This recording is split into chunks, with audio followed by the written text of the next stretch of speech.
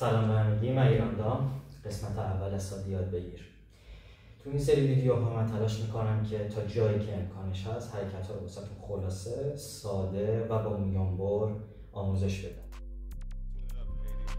تو قدم اول مثل تصویر بدنتون رو حالت وی برعکس در بیارید به شکلی که بالای پیشونیتون روی زمین باشه.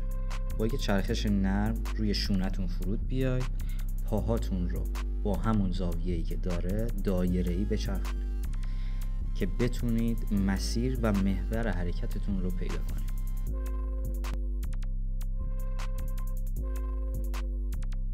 برای راحت‌تر انجام دادن این حرکت از شونه‌ها و دستاتون استفاده کنید جوری که زمین رو هل بدید.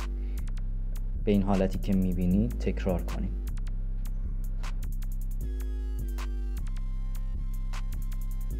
قدم سوم استفاده از ضربه لگن برای جریان حرکتی بهتر و سرعت دادن به وین. حواستون باشه که زاویه پاها ثابت بمونه.